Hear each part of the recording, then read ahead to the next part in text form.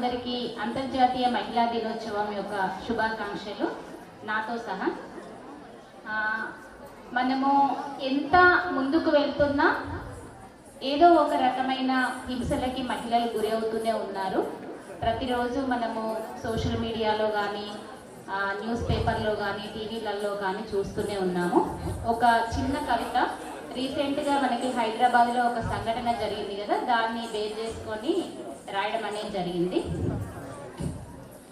మాంసం ముద్ద మాట్లాడితే మగువ అంటే మరి అంత అలస, మగువే కదా మానవ జాతి మనగడకి మాతృబీజం. మాటల్లో హింస, చూపుల్లో హింస, చేతల్లో హింస, ఇట్లా అట్లా ఈడ ఆడ కాదు.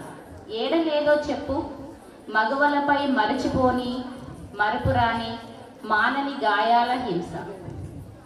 ఇల్లే కదా స్వర్గసీమ అంటారు. అదే ఇంట్లో నేను ముక్కలు ముక్కలుగా పడి ఉన్నాను. అదే ఇంట్లో నేను ముక్కలు ముక్కలుగా పడి ఉన్నాను. ఈనాడు నా దేహాన్ని ముక్కలు చేసి మురిసిపోతున్నావు. ఏనాడో విరిగిన నా మనసుని నువ్వు చూడలేకపోయావు. ఈనాడు నా దేహాన్ని ముక్కలు చేసి మురిసిపోతున్నావు.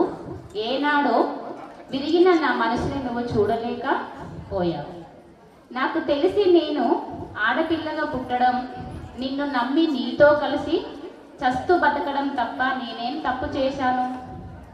నాకు తెలిసి నేను ఆడపిల్లగా పుట్టడం, నిన్ను నమ్మి నీతో కలిసి చస్తూ బతకడం తప్ప నేనేం తప్పు చేశాను?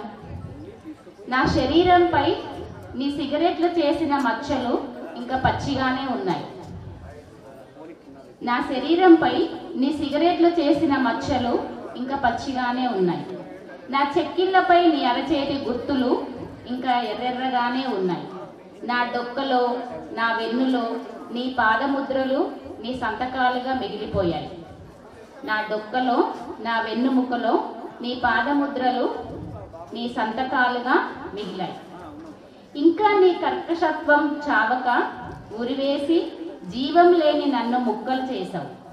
ఇంకా నీ కర్కశత్వం చావక ఉరివేసి జీవం లేని నన్ను ముక్కలు చేశావు. నీ రాక్షసత్వం చల్లారక కుక్కర్లో వేసి ఉడికించావు. నీ రాక్షసత్వం చల్లారక కుక్కర్లో వేసి ఉడికించావు. కానీ ఇప్పుడు ఉడికిన నా మాంసపు ముద్దలు మూగబోయిన నా చెల్లెళ్ళ గలాలకు మాటలు నేర్పుతున్నాయి. కానీ ఇప్పుడు ఉడికిన నా మాంసపు ముద్దలు మూగబోయిన నా చెల్లెళ్ళ గలాలకు మాటలు నేర్పుతున్నాయి. నా గాయాలు గేయాలై తిరగబడుతున్నాయి.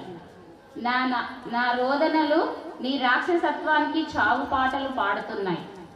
నా మరణము నా అమాయకపు అక్క చెల్లెళ్ళకి పాటే గంధం అవుతుంది. నా మరణము నా అమాయకపు అక్క చెల్లెళ్ళకి పాటే గంధం అవుతుంది. ఎవరి మీద ఎవరు హింస చేయకూడదు. ఈ మధ్యకాలంలో చాలా విపరీత ధోరణిలోకి వెళ్తున్నారు. ఒకవేళ భార్య కేసేసిందని భర్త చనిపోవడం, లేకపోతే భార్యను అనుమానిస్తూ భర్త భార్యను చంపేయడం, ఒకరిని ఒకరు చంపుకుంటూ పోతే సమాజం అనేదే ఉండదు.